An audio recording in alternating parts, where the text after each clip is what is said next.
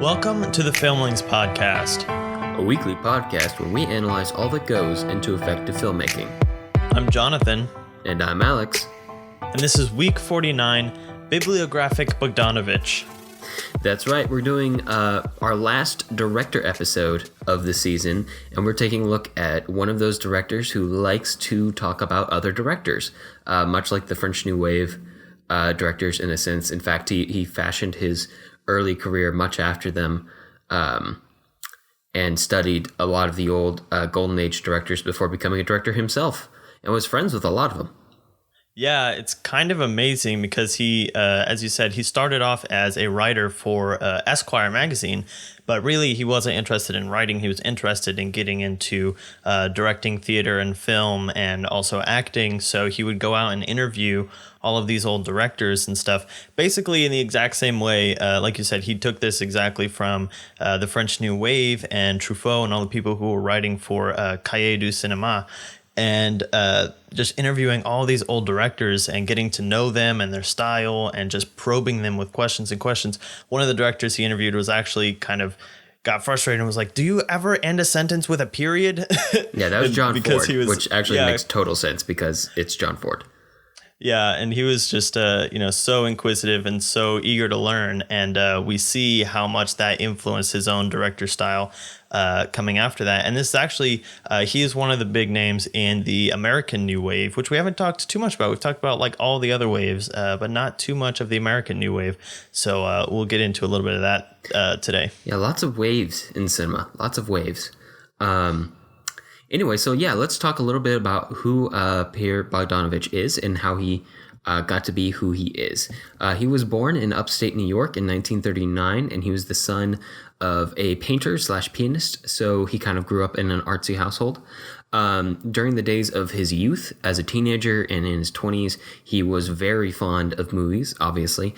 And according to him, he would watch up to 400 films a year, which is a daunting task now when we have access to stuff like Netflix and Amazon Prime and On Demand and all that stuff. But, growing up in like the 40s and the 50s, that meant he was going to the movie theaters like multiple times a day. Yeah. So that's crazy. And also, like all directors, Bogdanovich is a natural storyteller. So I take that with a grain of salt. That 400 number, it might be a tall tale to a certain extent. Yeah. I have no doubt that he watched a lot of films, but 400 sounds really ambitious. Yeah, and he was in a very kind of creative and film-centric environment where there were lots of showings of old movies and stuff like that because, again, this is the American New Wave. People are learning from the old masters, and so there was definitely that kind of culture. But yeah, that is 400 films a year out of 365 days a year. That is definitely it's hard to imagine. Yeah, if it's true. Yeah, I would have loved to have seen his Letterboxd account. Not a sponsor, but I guess free plug of the week. Okay. Moving on, and like you said, Jonathan, he did start out as a film critic, and he also wrote extensively. A lot of those interviews he did with old directors found their way into books that he wrote. In fact, one of them is sitting on my desk right now, and this isn't a video cast, and you can't see it, but one of them he wrote called Who the Devil Made It is a compilation of all of his interviews with the old Golden Age directors. So I guess also free plug of the week on that. Although it is kind of hard to find, you'll probably have to get a used copy. Anyway, in 1966, he decided he was going to become a director and moved from New York to L.A. With his wife, Polly Platt, at the time. Famously, they would not stay married. He got his start as an assistant director and a second unit director on the Roger Corman film, The Wild Angels, in 1966, which was a big marker in the American New Wave, and also really, really put Peter Bogdanovich through the ringer. It was like a hard-fought training montage of a movie for him, where he had to do a lot with a little money on not much time, and he pulled it off.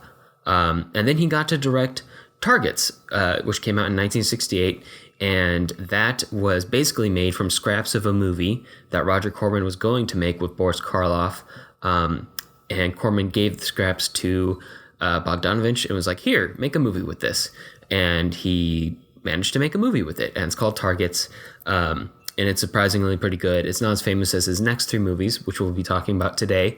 But it is a very strong showing from an early director who clearly studied the old masters. And like I said, he followed Targets with 3 hits, which we're going to be talking about today. And then he followed those 3 hits with 3 flops, which a lot of people tend to attribute to his relationship with Sybil Shepherd. I don't know how necessarily fair that is. But it is true that his career took a downturn, and eventually, I can't remember what year it was, late 70s, 80s, somewhere in there. His girlfriend at the time was tragically murdered, and his career kind of sputtered after that. He has made movies since.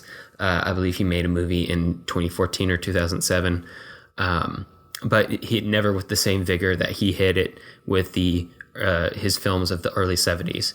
But speaking of those films of the early 70s, which ones are we talking about today, Jonathan? Yeah, so we're starting off with his first big success, The Last Picture Show from 1971, which won Best Supporting Actress and Best Supporting Actor for Ben Johnson and Cloris Leachman. And then What's Up, Doc? The next year in 1972, which has a connection to a movie we talked about last week, Bringing Up Baby. It's a little bit of a remake of that movie, just set in the 70s. And then finally, Paper Moon with pretty much the same cast as What's Up, Doc? In 1973, which won Best Supporting Actress for Tatum O'Neal, who is actually still the youngest person to ever win an Oscar. She was 11 when she got that award. Yeah, it's really an impressive performance, and there's an interesting story behind it. But we'll get to that when we get to Paper Moon. And so our first film of the day is The Last Picture Show from 1971, the first in this trifecta of hits from Peter Bogdanovich. And it tells the story of a small Texas town and 3 teenagers who are about to graduate high school. They are on the verge of adulthood, and it spans a long time. It spans maybe 2 years, 1 or 2 years. No, it spans 1 year. I think the plot of the book goes like from one football season. It feels a lot longer because of how many things happen, but I think it's supposed to be one like football season. Right, because they start off talking about football and they end talking about football. That makes sense. Yeah. Okay, so it kind of spans a very eventful year in the lives of these three teenagers, Sonny, Dwayne, and JC, and it kind of focuses mostly on Sonny, but Dwayne and JC are fairly significant characters too, especially JC, who's just like a hurricane of disaster, tearing her way through the plot. But really, they all are in their own way. They really are. It kind of just paints JC in a much more negative light. She struggles to figure out how to be an adult, and in failing to do so, often wrecks or hurts people in the process, which is not uncommon. She's just very devastating when she does it. So Sonny and Dwayne start off the story as best friends, and Dwayne is dating JC. Dwayne, played by Jeff Bridges, making the second appearance on our show. Yeah, very young Jeff Bridges, too. Much better movie for him in terms of appearances on our show compared to The King Kong That Shall Not Be Named. Which was 5 years after this. Yeah, which is crazy. He already had the different hair in the new one. Anyway, right. But essentially, the plot kind of courses through these character struggles, and everyone swaps lovers multiple times over the course of the film. It's very complex and confusing, and I won't bother you by getting into the nitty gritty of who sleeps with who and who has a crush on whom.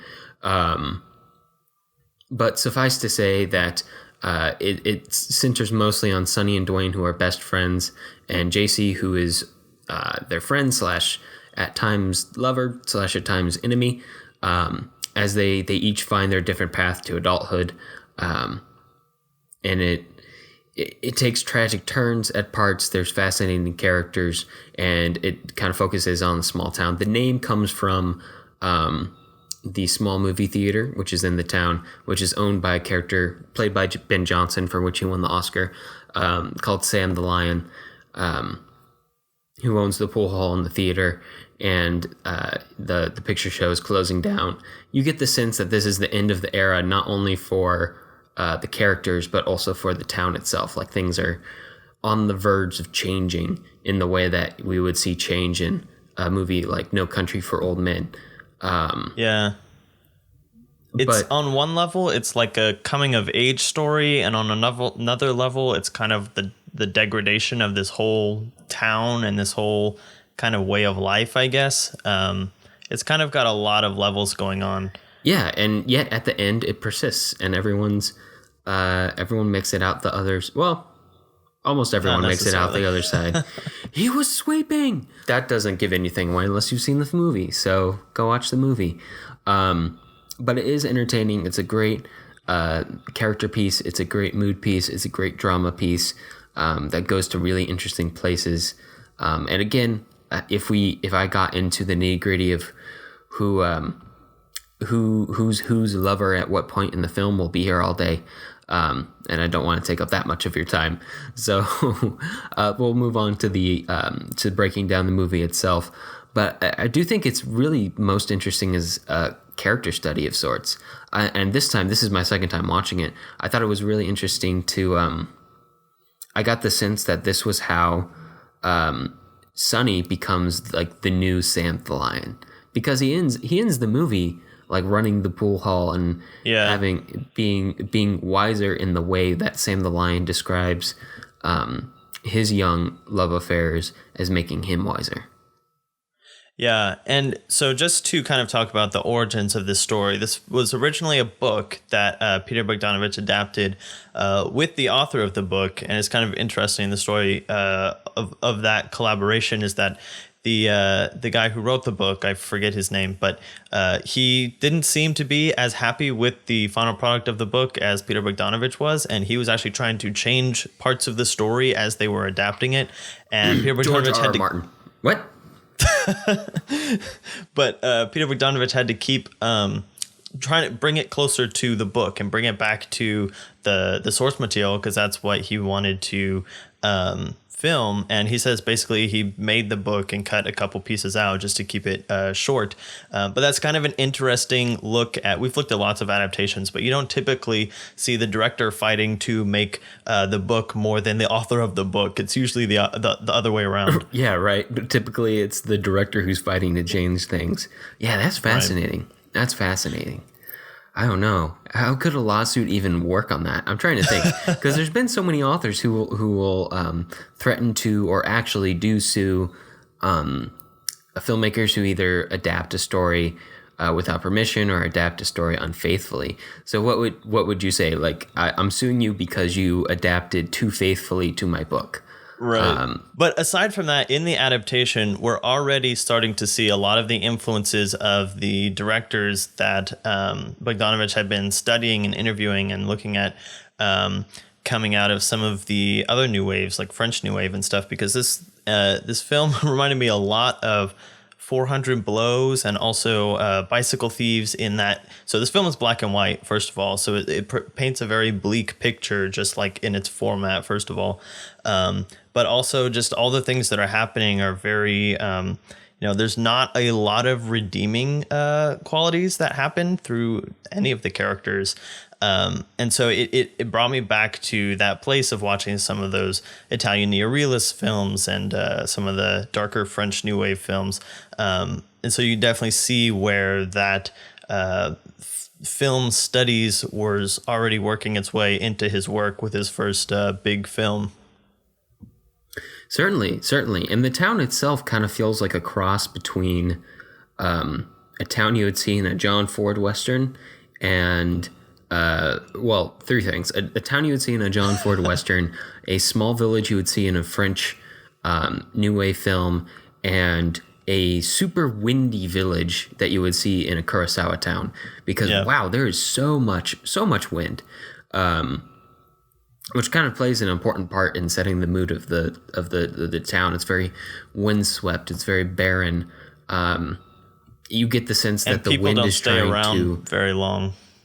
Well, some people do. I feel like all of the characters are in a way stuck in certain places, and they're trying to drawn move back. They would love to move and change, but they all end up continuing being stuck wherever they are. Like Dwayne is stuck loving JC, and Sonny is stuck in the town even though he tries to leave. And there are multiple characters who are stuck in marriages that they don't want to be in, and so on and so forth. And it's interesting to have that contrast of this wind that's blowing and pushing that all these characters, but some of these characters refuse to move. Even though upon multiple viewings, you know which way would be best for them to move. Like that character in a horror movie that you scream at to not open a closet. But they still open the closet and they still stay stuck where they are and they get hurt. And it's fascinating to watch. And it's interesting to contrast all these cinematic influences from the past with the style of the age it was actually created in, the style of the 60s and the 70s and the American New Wave. And it is a very, very much so, the plot is very much a 60s and 70s style plot. In the sense that in the Golden Age, you would see kind of a very strict 3-act structure. This happens, then this happens, then this happens. The characters have a goal that they're driving towards the entire time. But this plot doesn't have that. It kind of just follows over the course of the year, these characters. And the characters aren't driving towards anything in particular for the entire time. Yes, they have goals that they try to achieve, but they don't, the entire plot isn't wound up in one of these goals. It covers these different episodes of their life. They have like a different goal every time we see them, kind of a thing. Yeah, it's very episodic in nature. Like, we're going to come back and check in, and then we're going to come back and check in, and then we're going to come back and check in. Almost like you took a series of diary entries from each of the characters, one each like 2 months apart over the course of the year, and kind of mishmashed them into this story. And the interesting thing with that is that as opposed to other kinds of movies like The Shining or something, where it'll say the spring or 8 p.m. or whatever, this film kind of jumps time periods without any warning. So it may do a fade through black or something, but other than that, you have to just realize like, oh, hey, okay, that other scene is over and this is like 2 months later. And just like it kind of lets you figure that out in this way that's segmented, but it doesn't point out that it's segmented. And it almost feels kind of like the other structure that we've seen before, which is the Pulp Fiction-y structure, which we haven't talked about, but we talked about like Amores Perros and stuff like that has the same kind of thing, except you do it linearly. And this is probably, to steal your word, Alex, kind of a proto structure for those Pulp Fiction-y Amores Perros' kind of story structures. Yeah. And it's really interesting because they do give us the clues about what time it is, but they're very subtle. Like there's one point where we're at what is it? Oh, we're at a Christmas party towards the start of the movie, and then there's the senior picnic, and then eventually there's the graduation, which is a scene I personally love because it involves a bunch of the characters in the high school singing a song about Texas, which, by the way, apparently before we sung "The Stars at Night Are Big and Bright," deep in the heart of Texas, which, by the way, we both did because both Jonathan and I grew up in Texas. Apparently they sang a different song about Texas being the biggest state in the Union because this happened. Apparently Alaska wasn't admitted to the Union until like the 50s or the 60s, which I didn't know until I looked it up for this movie. Yeah, I feel bad about that, but sorry, Alaska. But that graduation scene is actually a scene that Bogdanovich added that's not a part of the book at all. It's one of the few additions that he made just because he thought that it would be kind of an interesting change of pace, which it definitely is. It definitely is. I wonder if he knew that Texas high schools love making their students sing about Texas, or if I don't know, or if he was just like, let's set it in Texas and have them sing a Texas song. Yeah, one of the things in his interview with the American Film Institute, which one of our resources for this week I'll include a link to, is a book called Conversations at the American Film Institute with the Great Movie Makers, The Next Generation. It's a long title, but it is what book. Yeah, it is. It's just a collection of conversations about with filmmakers about their films and stuff like that.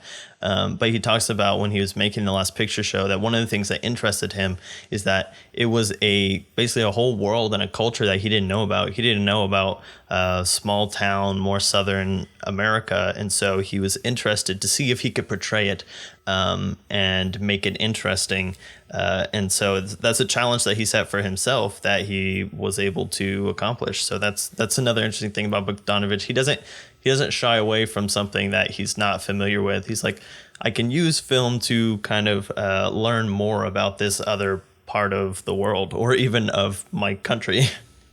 Yeah. That whole entire process of going into making a film, all the research you have to do, all the things you thought you would learn that you never thought you would learn that you end up learning over the course of researching it and making it are completely fascinating and a great way to learn about a new place. And if you pull it off right and respectfully, then it can make a really fascinating picture that can take you to a world that you would never thought you would go to otherwise. Yeah. So again, this plot style and the characters and just the material itself is very much in the American New Wave style. It's almost this nihilistic kind of a thing, which we've seen before, but it's stuff like if you think Easy Rider, which is darker than this, but like we were talking about, Alex, Peter Bogdanovich kind of has one foot in this new wave of filmmaking, but he also is constantly looking back at the old filmmakers and pulling elements of that in. So it's never fully there. It never feels completely American New Wave, but you can definitely see that he's making films of his time period with an eye to the past and with the classics and the great filmmakers in mind as he's making these mostly contemporary films, except for Paper Moon, which we'll talk about in a second.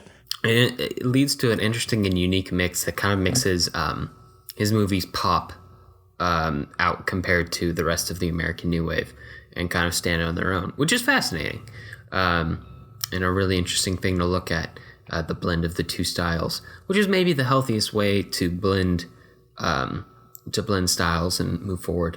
I don't know. There can be a debate on that at a later date. Anyway, on to our second film of the day, What's Up, Doc, from 1972. And as eager as Jonathan was to explain this one, I was as eager to not explain this one, and you're about to find out why. Jonathan, explain What's Up, Doc. Yeah, What's Up, Doc? Speaking of backwards looking, like I said, this very much comes out of Bringing Up Baby, pretty much specifically. There is one joke that is directly lifted from the film, but it is a convoluted screwball comedy of the 70s, or in the 70s, from the 30s and 40s.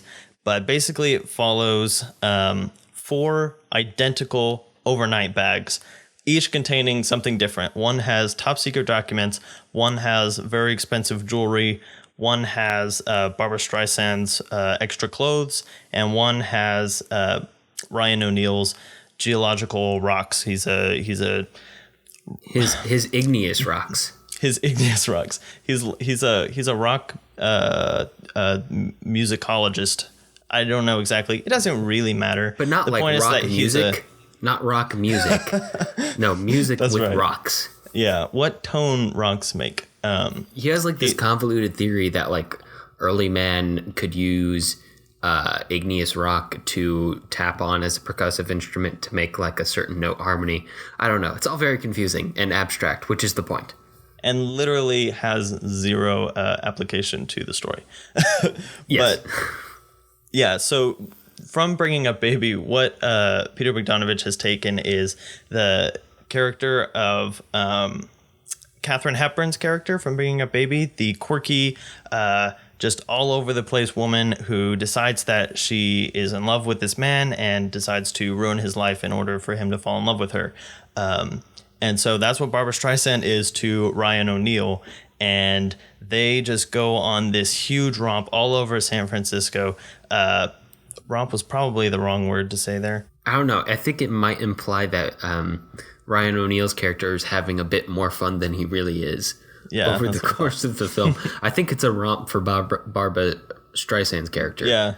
I think for Ryan O'Neal's character, it's more like a daring adventure. Like the catastrophe in her wake aspect of Katharine Hepburn's character and bringing up baby is like amped up to 11 with Barbara Streisand's character.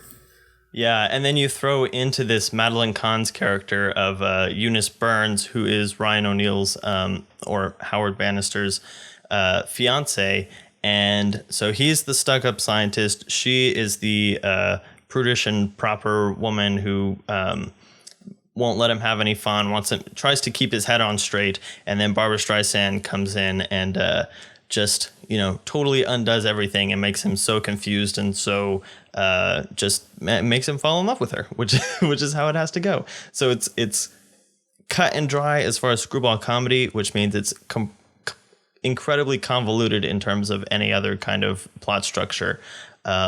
Because everyone is getting their bags mixed up, and then it all converges in what has to happen, which is a wonderful chase scene, including bikes and cars and Chinese dragons all through the hills of San Francisco, ending in a very crazy courtroom scene.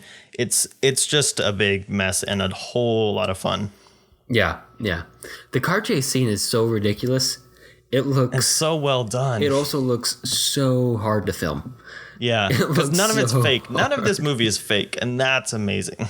Yeah. And it's not like it's Charlie Chaplin-esque stunts where the actors are putting themselves in danger or like jumping off of buildings or climbing buildings. Except for the guy who was driving the bug. That's true. He was a little bit in danger. That's true. But the car chase scene is ridiculous, and the end in the San Francisco Bay is crazy. Apparently, when they were filming that, after the first car went in, it took the stuntman a little while to get out of the car. A bit longer than expected, and because they thought the bug was going to float, but bugs do not float. For anyone who's wondering, works. So let's talk about So this film has a lot of things that Bogdanovich just like nods to as far as old Hollywood and old things. First of all, the title, What's Up, Doc, instantly sets you up as, this is cartoonish, farcical. And they bring it in a tiny bit at the beginning when Barbara Streisand eats the carrot and you're like, okay, I got it. And then they bring it in explicitly at the very end. But the other thing is they lift the coat tearing gag from Bringing Up Baby, where Barbara Streisand grabs onto Ryan O'Neal's coat and rips it straight down the middle, and instead of doing like doubling down on it and ripping her dress and stuff like what happened in Bringing Up Baby, it's just kind of gives her an excuse to stick around with him because she fixes the coat and stuff like that. The other thing that they bring in is Casablanca. They throw in the You Must Remember This reference. So it's just like a lot of little nods, nothing like that's too much like this is a thematic thing that applies to the whole movie, but he just kind of sprinkles in these fun little movie references. Yeah, which is a great way to do it because they don't distract from the plot that way. They're just there, and you can enjoy them without understanding the reference. But if you do understand the reference, then it's that much more enjoyable. Like it's like an Easter egg hunt for right for your everyday cinephile to go through and pick those out. Although I do want to talk about Barbara Streisand and her character in this movie because it just works so well for multiple reasons. Which is insane because nobody acts like her, and yet you believe her the whole time. Oh, yeah. No, 100%. 100%.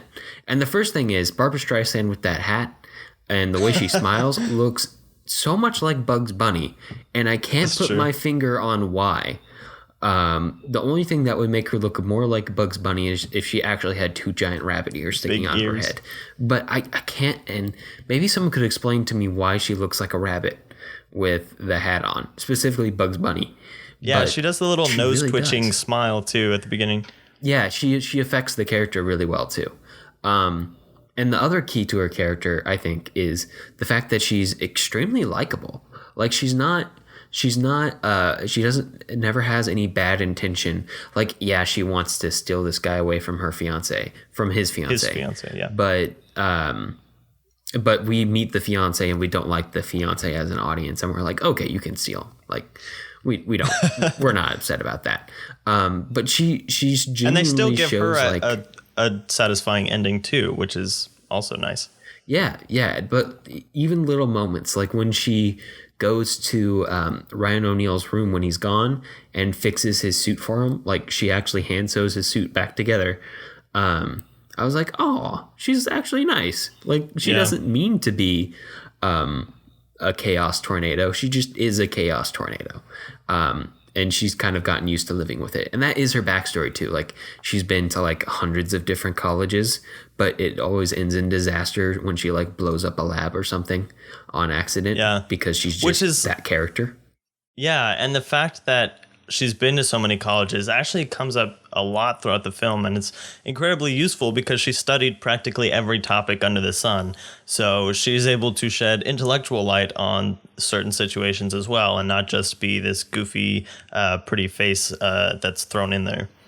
Yeah, she's like this interesting Rhodes Scholar that's wandering throughout the film. That's also causing chaos. Right. And is utterly charming throughout. But anyway, it is really a brilliant role for Barbra Streisand. And the dialogue, too. So this, again, we're talking about screwball comedy. So you have to have tons of dialogue, just brilliantly written with quips and stuff like that. And one of the things that Howard Hawks had been very intentional about, and Howard Hawks was one of the good friends that Peter Bogdanovich had after he was interviewing all of these directors. Howard Hawks, as a refresher, directed Bringing Up Baby. And so Peter Bogdanovich had been on sets with him and had seen how he worked and stuff like that.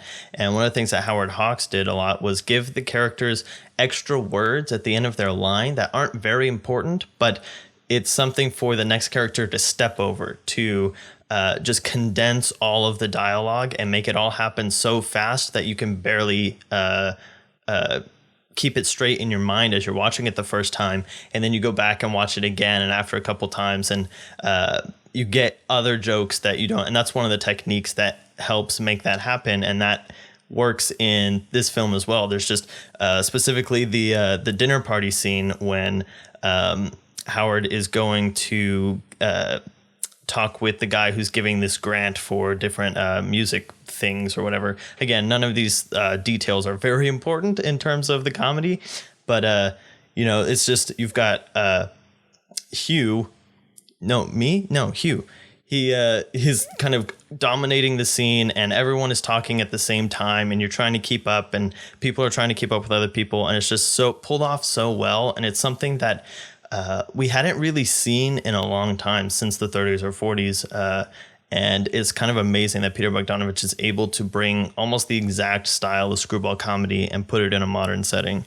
Yeah, and you did mention something a moment ago that I thought was really important. That none of the details really matter in the course of the film.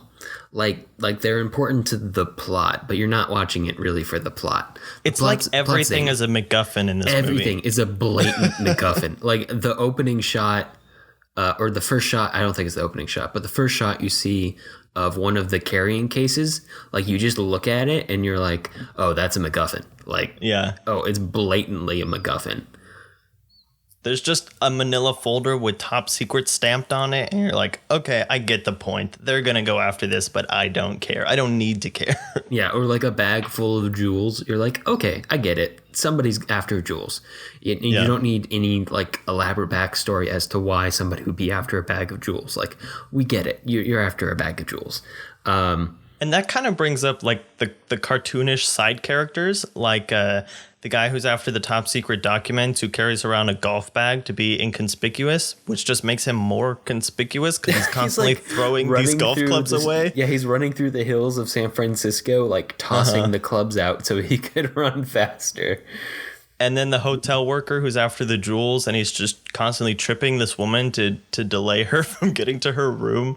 And it's like, it wouldn't work if you were making like any other kind of comedy, but we set it up as basically a live action cartoon, and a screwball comedy. And so all of these over the top, like way over the top and exaggerated characters just all come together in this hodgepodge that's just delightful to enjoy, to experience.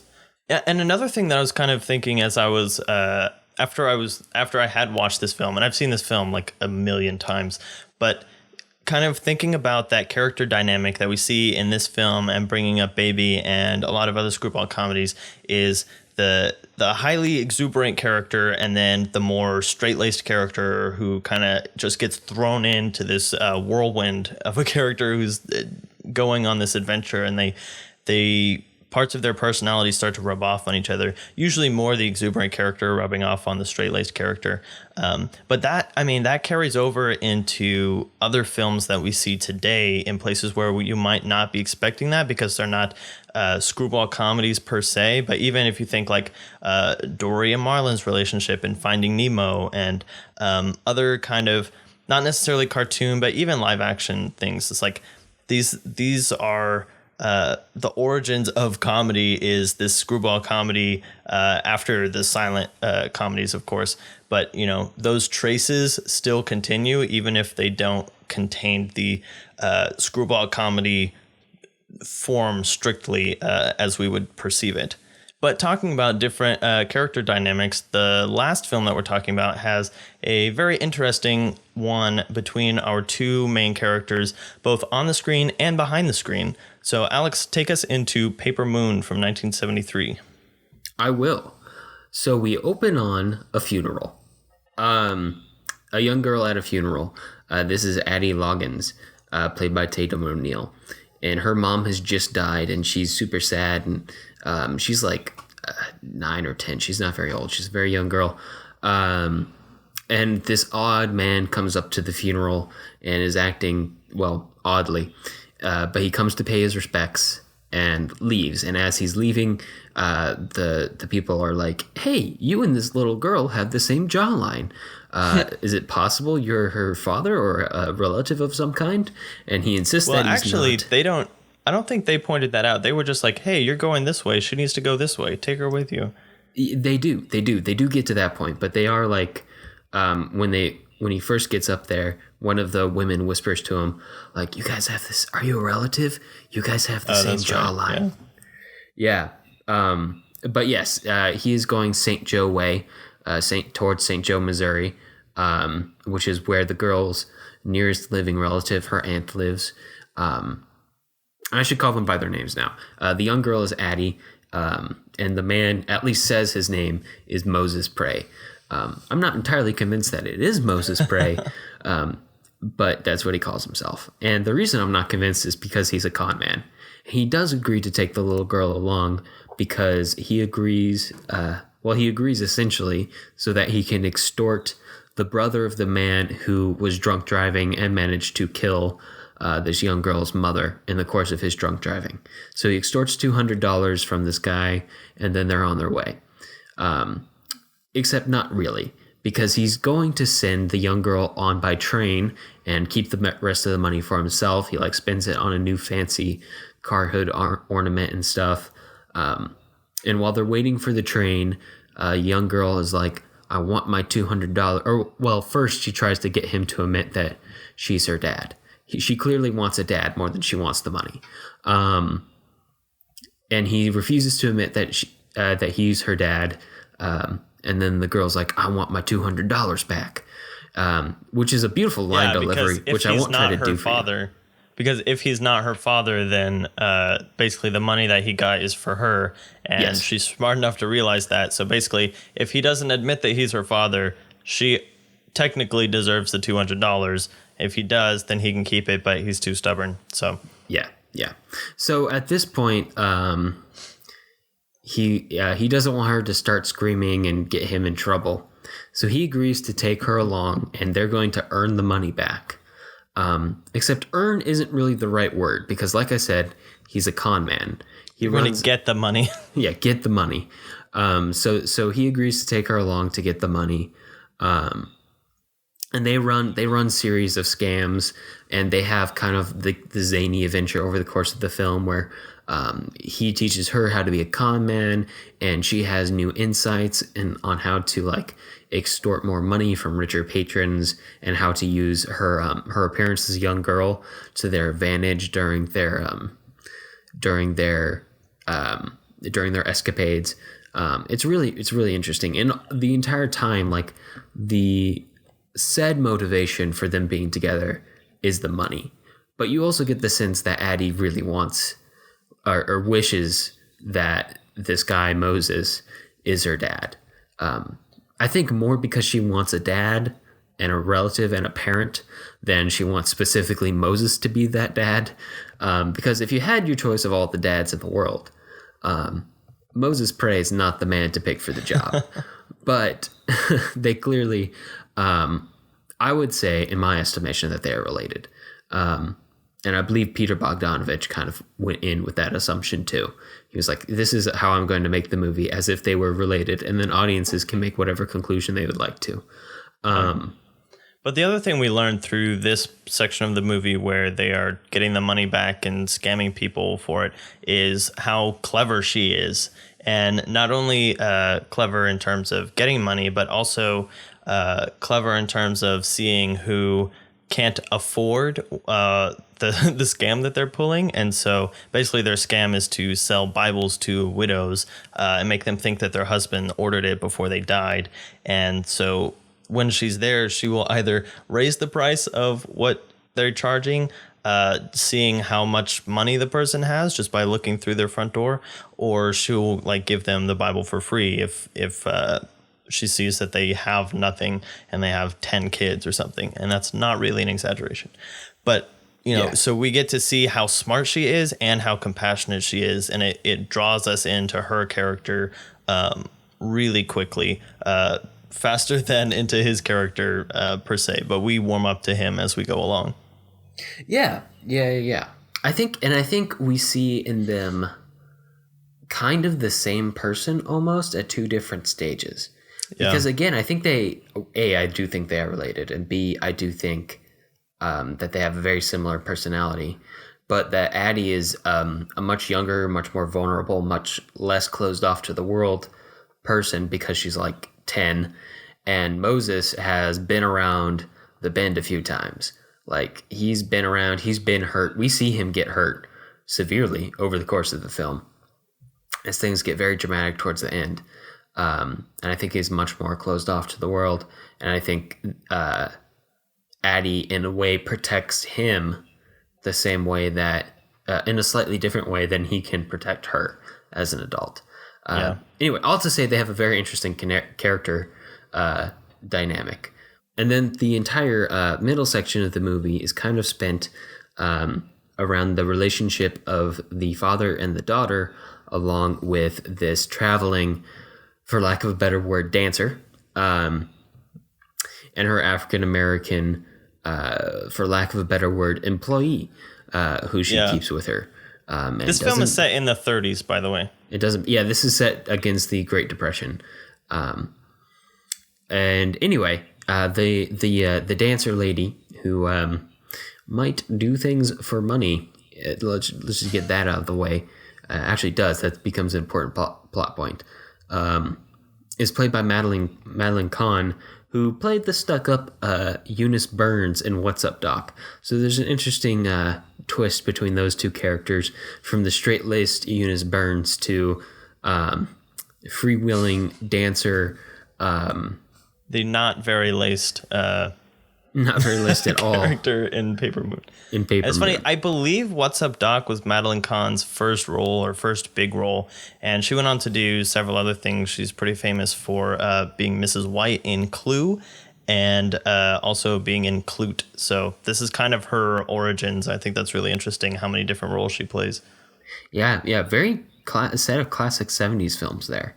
But anyway, that resolves in a really interesting, convoluted plot that's very interesting to watch unfold, that Addie pulls to separate Trixie and Mose, and they move on.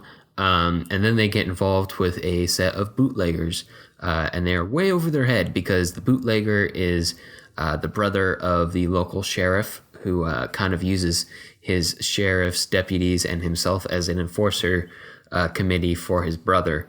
And after Addie and Moses scam the bootlegger, they get chased down, and Moses gets beat to within an inch of his life by the sheriff and his deputies. And at that point, Moses is like, well, I can't protect you. This is a bad idea. Because running up to that, he had been like, you know what? We can make this work. Us two on the road, like scamming people. We make a good team. We make money. We don't hate each other anymore. So this could work.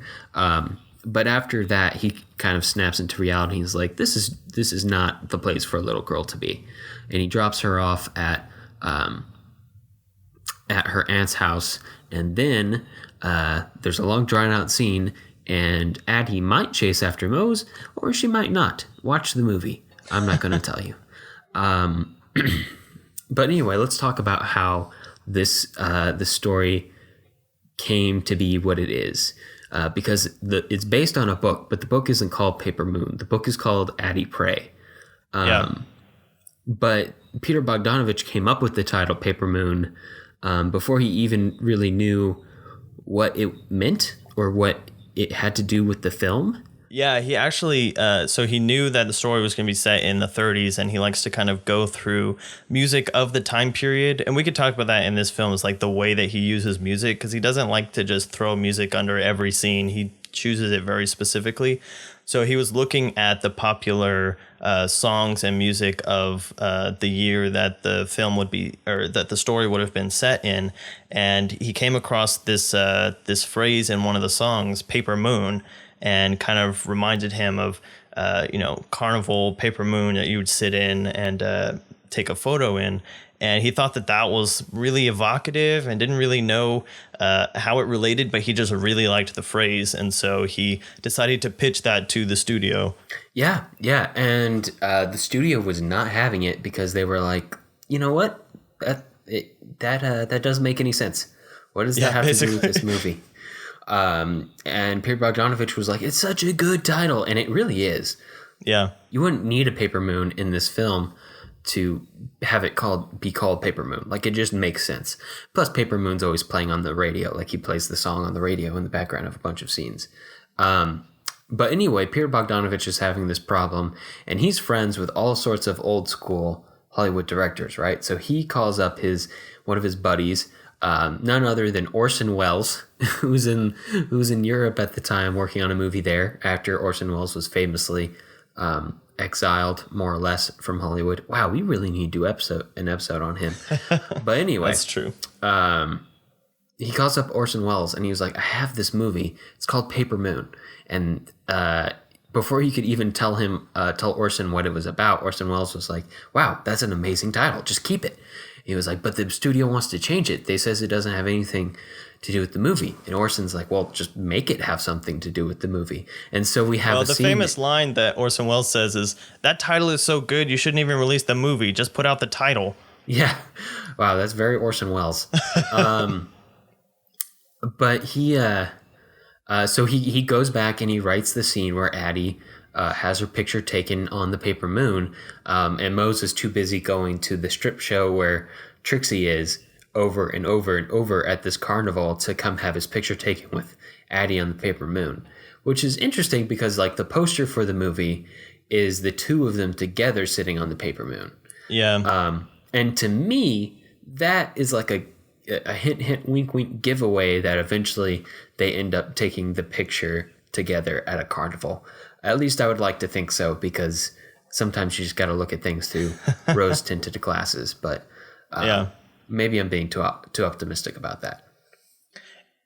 And essentially, getting back to the adaptation from this book, Addie Pray, basically, Bogdanovich wasn't like super fond of the book as a whole, but there were two scenes that he really loved. And if you've seen the film, you'll recognize the scene where Addie is demanding her $200 in the little diner, and also the scene on the hill where Trixie is trying to get Addie to get in the car. And those are definitely two standout scenes, and great performances in both of those scenes. And then basically the rest of the story was kind of built around those. And the most interesting part about the building of this film to me is the ending, because the ending is so poignant, and it was never planned until the day that they shot it. Basically, and I'm going to spoil this film. Sorry, Alex, just because it's fine. It's a great ending. Yeah, it's not like so unexpected necessarily, but it's very heartfelt. And basically, when he drops Addie off at her aunt's house, she leaves that picture that you just talked about in this little broken down truck that they had. And they've already established that this truck's, because they traded their car in so that they wouldn't be conspicuous, and this truck's brakes do not work. And so after he drives off, he kind of stops to take a smoke, and Addie runs after him. And he's like, no, get out of here, get out of here. But you could tell that he really wants her to stay. And she kind of looks at him for a couple seconds and says, I want my $200. And then right at that moment, the truck starts rolling down this hill behind them. And so they both run after it, and they kind of ride off into the wilderness, if you will. This is all set in a very flat Kansas, light hilly country. And so basically they had seen this road, this long stretch of white road, and they were like, this is a great location, but I don't really know what to do here. And then they thought of the $200, the paper moon picture, and the brakes on the car, all of which they had set up, but they never had planned a payoff, and they just kind of combined them all into this really really great landing for the film. And it's so good. And I was like, how could you have not like planned that ahead of time? It just feels too perfect to have been improvised, but that's how it goes sometimes. Yeah. They had done such a good job on all of the film before that part that the ending basically just wrote itself. Yeah. And that tends to be the way with the best of endings. Also, I looked this up real quick because it's something that bugged me the first time I watched the movie, and I think it might bug a lot of people, or at least have some insight for a lot of people. But I did a quick conversion from $1933 to $2017, just so everybody can understand what $200 is worth back then. And it's more like $3,824, so almost $4,000. It's a lot of money. Wow. It's not nothing to sneeze at. But you get the idea throughout the film, because they're making a lot of transactions, and you get the idea that $1 is worth a lot more. It's kind of like when we watched Yojimbo, and we were trying to figure out what a ryo is, but as the price kept going up, we're like, okay, that's a lot of money. I don't know how much that is, but that's a lot of money. Yeah, like you don't really need to know, because when he drives the price up from 5 to 75, you're like, okay, I get it. Like, you can convey that information without like somebody coming on screen and being like, this many ryu is equal to this many 1933 American Depression dollars. Right. I'm kidding. We didn't call them Depression dollars. But it is set during the Depression. And that brings me to another point, that a lot of this film, well, it's in black and white, and there's a lot of landscapes. Like you said, it's set out on like these Kansas, Missouri plains, like the Central Great Plains of America. And it has a lot of echoes of John Ford. There's a lot of low angle shots. There's a lot of really great landscape shots. Specifically that last shot where they're riding off down the road in the tractor together. It gave me echoes of like Grapes of Wrath, or some of the grander widescreen John Ford films out there. Yeah, and that black and white that you bring up is something that he used to kind of like immediately set the tone, because he didn't want to do a lot of like exposition to say, okay, we're in the 30s because of all of these things. Because like you said, we start like in media res, we're at the funeral, and we're just kind of off to the races from there. And so the music, like I said, picking music that is only from that time period. There's no orchestral score. There's nothing kind of non-diegetic in the film. And then, yeah, just setting everything in black and white really helps set the tone immediately. And they do this really beautiful thing where I believe this is another Orson Welles story where he had the cinematographer call Orson Welles and talk to him about how to do the black and white, because the cinematographer wasn't completely comfortable with it. And basically Orson Welles just said, put a red filter on it. He was like, that's it. He was like, yep, just stick a red filter on it and nothing else, which basically pulls down your blue colors, so it makes the sky like almost black at times. It's really dark and it's striking, but it's not unnerving necessarily. And it also makes the red pigment in faces pop a lot more, so it kind of gives this glow to all the characters. And it really works well. Like, the cinematography in this film is gorgeous. Yeah. And actually, you know what, that reminds me of a quick little story from The Last Picture Show. Speaking of Peter Bogdanovich always calling up his friends, the great directors, which, wow, can you imagine like such a good position to be making movies in when you can call up Orson Welles or like John Ford at any moment? It's incredible.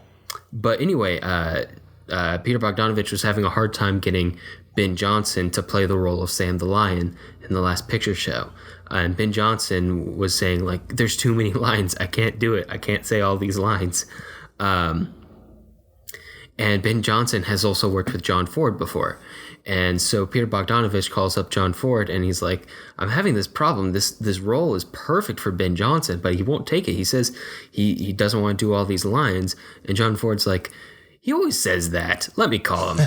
And so he calls up Ben Johnson, and then he calls Peter Bogdanovich back, and he's like, he'll do it. And of course, Ben Johnson does it and wins the Oscar for it. And he is wonderful in the role of Sam the Lion, but he is strangely reluctant as an actor to do any part with a lot of lines in it. And then later in life, they pitched him another role, and he read through the script, and he was like, I don't have much to say in this movie. So, it kind of all comes full circle. I'll do it then. Yeah. Interesting. Mostly, well, he was complaining about lines. Not having lines. That's so interesting. But yeah, okay. Speaking of actors, there is something we have not brought up yet, which is kind of ridiculous. And that is the fact that, like I alluded to at the very beginning, this film pulls a ton of the cast from What's Up Doc into Paper Moon. Specifically, Ryan O'Neal, who played our Howard Bannister in What's Up Doc, and his daughter, Tatum O'Neal, plays his alleged daughter in the film, and they have this beautiful chemistry because it's a real chemistry. And apparently it was very frustrating on set, but on screen it comes off just wonderfully. Yeah. Apparently Tatum O'Neal was not very interested in doing it at first. Like, she agreed to do it, and well, as much as any 10-year-old can agree to do it, her parent agreed to do it, really, is what we're saying. Who was her co-star, so. Yeah, and her co-star agreed to do it, and she just wasn't very interested in doing it, like you could imagine most 9-year-olds would be. And then essentially, like, she would just not be into it, and then Ryan would have to get upset with her, and then it would be Peter Bogdanovich's turn to get upset with her. So you have like these two fully grown men, one the director and her boss, and the other her co-star and her father, taking turns getting really upset with her on set, until eventually she gets into it and she just does this great performance, which is brilliant. And you can really sense, because so much of the movie has to be spent with Moses being really upset with Addie, and Addie being really upset with Moses, and vice versa, obviously. That frustration lends itself well. That energy lends itself well to those scenes. There's also some interesting stories about. There's all these driving shots in the film, right? Because they're driving through Depression era America. They're driving through these fields, but of course it's being shot in 1972.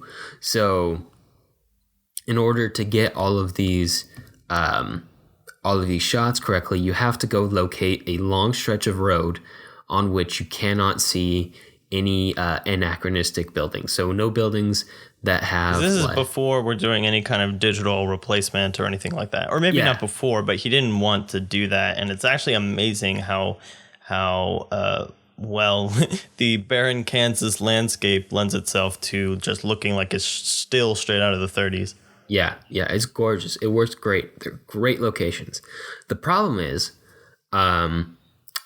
depending on which road you are on and how wide that road is, you can really only shoot going one direction.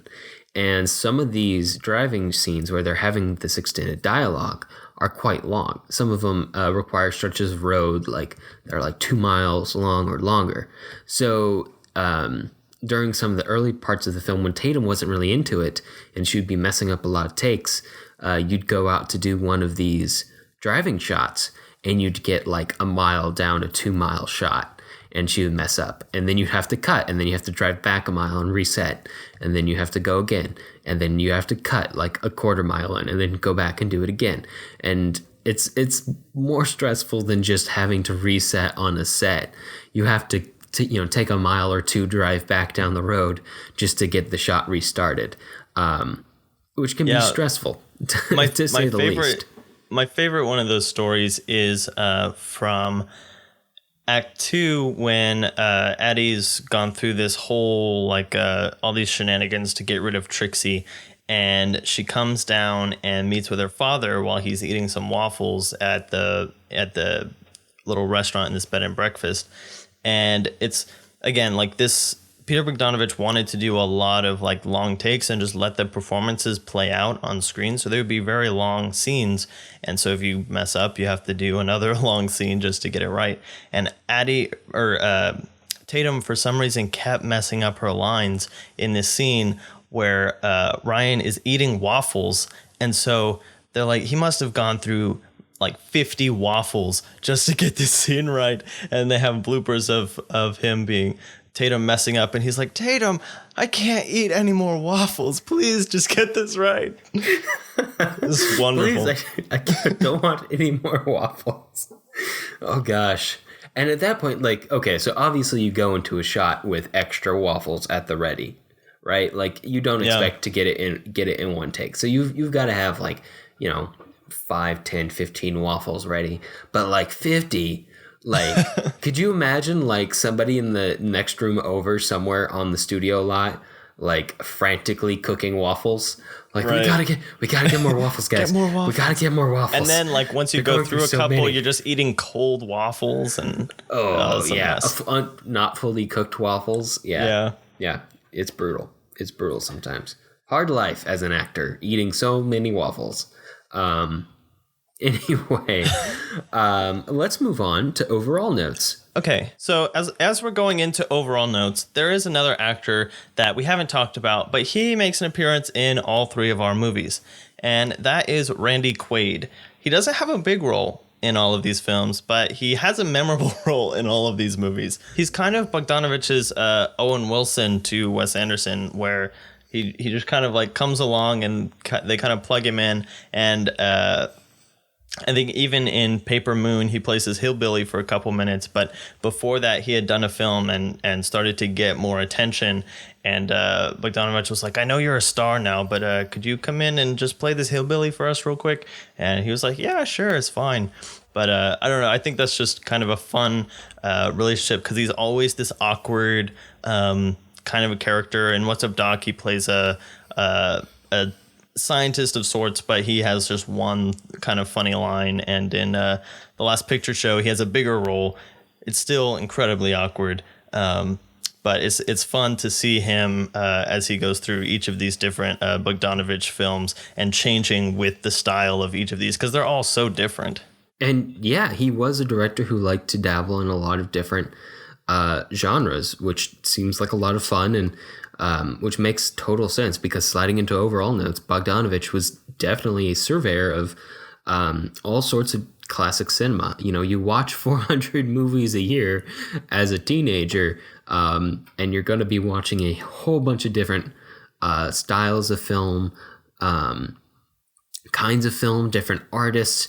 And I also kind of want to this just popped into my head, different qualities. Because when you or I pick out which films we're going to watch in a given year, we have the power to watch really good movies all the time. Like, we're not going to go out and find the terrible movies of the world and watch them. Some people might, but we won't. Bogdanovich was just showing up at a movie theater and being like, what's on today? And I guarantee there weren't 400 good movies made in a year. there would probably be 400 decent movies made in a year, but not all of them were going to be good. But of those good ones, he learned from a young age how to steal from the best, as we like to talk about, and take what works from the people he likes, take what works from their work and put it into his own. And we saw that today. I mean, there's so many references in all of these films to classic cinema. Yeah, and there's a great story from his point of view as far as stealing from the masters, where he talks about being on set, like how he learned that it's okay to steal from other great directors that you admire. He was on set with Howard Hawks during the filming of Red River, I believe, and they were shooting this certain shot, and it came out beautifully. And Hawks was like, "Yeah, sometimes you just get lucky and you get the John Ford shot." And Bogdanovich was like, "You mean you were trying to like copy a John Ford shot?" And he was like, "Yeah, you can't make a Western without trying to copy John Ford. He's the best." And so it's just like this kind of this free kind of mingling of ideas between directors who are really good at a certain genre, and you just take from what works and you put it into your own work and make it your own.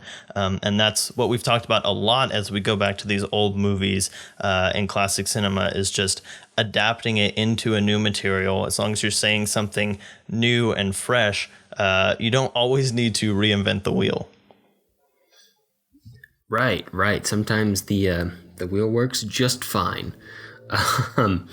The more interesting bit is seeing what kind of different wheels you could put on the same wagon. I might be taking this metaphor too far. Anyway, moving on. And this was something that you pointed out this week, Jonathan, but I'm going to start talking about it because I had an interesting thought about your thought. And this is the idea of what kind of director Bogdanovich is. And we've talked about this before, like the actor's director, like with Kenneth Branagh. And the director who's kind of really good at one thing over all the other different things a director has to do.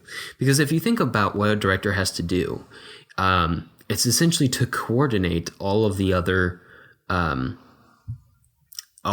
departments, all of the other creative areas of a film or a project creatively. You know, the producers will do the logistical stuff and the financial stuff. And yes, the director has to think about it, but the director's really there to coordinate the creative side. So they have to understand at least what the editors do, what the actors do, what the writers do, what the camera crew does, and so on and so on. But even then you have directors who are more of the actor's director, like your Kenneth Branagh, and more technical, like Stanley Kubrick, who is all about technical and image precision, or even like your James Camerons of the world, who seem very interested in developing new camera technology and new ways to shoot a film, but less interested in making sure, making the best acting in the world.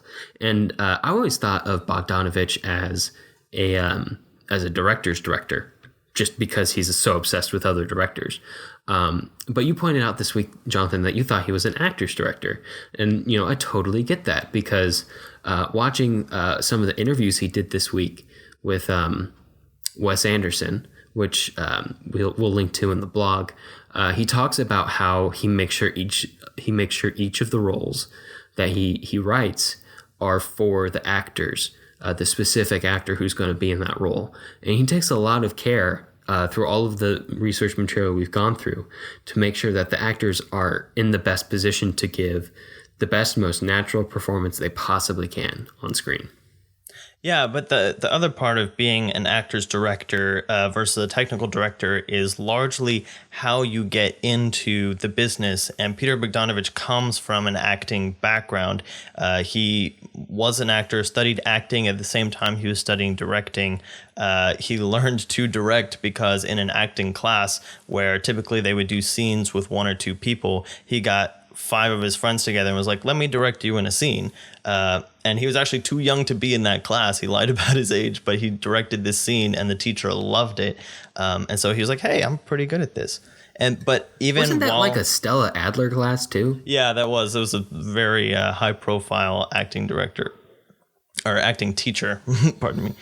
But the other thing that he would do is, as he was writing scripts and roles, and even while he was directing, he would act out the the roles and the scenes and stuff just himself, just to make sure that it felt good doing it, as well as sounded good on the page. And yeah, there's some behind the scenes like footage on his own time too, like not on set, because you don't do that. Yeah, and even like in some of the behind the scenes footage from Paper Moon, you can see him literally walking through the exact same steps that you see Ryan O'Neal do in the film, but he's just like acting it out because it was easier for him to show Ryan what to do than just to explain it to him, because he knew what it felt like better than he knew how to describe it. And that's that's something that a lot of people kind of look down on, is, you know, exactly telling your actor what to do. But essentially, at some level, the actor's job is to give the director what they want. And if the director knows exactly what kind of performance they want, if they come from that background and they are knowledgeable enough to be able to show you, then it's kind of the actor's job to give them that, if that's what they're looking for. Yeah. Technically, you're never supposed to line read an actor. And a line reading is when a director does what you just said, Jonathan, is read a line exactly how the actor is supposed to read the line. But it's one of those things. Every actor is different. Every actor needs a different thing in order to every director's different. Perform directly. Every director's different, and it's just a matter of what works. And you know, if the actor asks for it, if the actor is okay with it, then being able to give a good line reading or a good example of what you'd like for them to be able to mimic is just fine. It's just fine. Yeah. As opposed to other directors that Peter Bogdanovich talks about, you know, I mean, again, he's studied so many directors and others who really have they came up through just the studio, like through crew and stuff like that, and they don't really know, so they would just say, do it again, not give any direction, just kind of say, do it again, that's not what I'm looking for, and the actor's just trying to like figure it out as they go.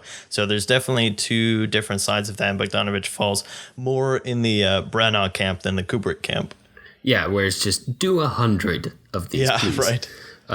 Where he's trying to mentally break the actor to get the best performance, which can work. It doesn't necessarily lead to a prolific career, but it can work. Okay, so what are we going to talk about next week on the podcast, Jonathan, for our season 1 finale?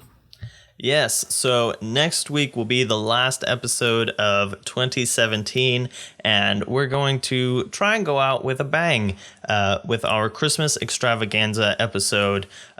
Christmas movies are abundant, and so we have picked 5, count them, 5, to date the most movies on a podcast, and we've tried to get a range of different kinds of Christmas movies and just talk about them and have some fun. So we're going to kick it off with Frank Capra's It's a Wonderful Life from 1946.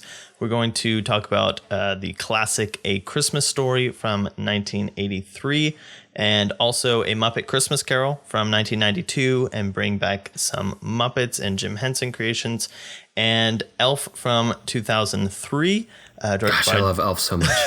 It's at the top of many people's lists. And then we're going to get into the age-old controversy and throw in Die Hard from 1988. So it should be a wide-ranging and super fun and jolly week. Right. It'll be a good way to go out on a high note, or at least a prolific note. Yeah. Before we rest up and then come back for season 2.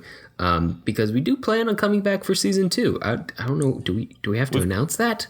We'll talk about it next week, but we've got some fun stuff planned. Cool. Awesome. Well, that's about all the time we have for this episode. If you have movie suggestions for us or just want to reach out, I can be found on Twitter at @JSSatchel. And I'm at Alex Garinger. And to find links to things that we talked about today, you can view them on the blog at thefilmlings.com. If you like the show, let us know. Leave us a review on iTunes so other people will know what we're all about. We definitely appreciate it. Talk to you next week. All right, see ya.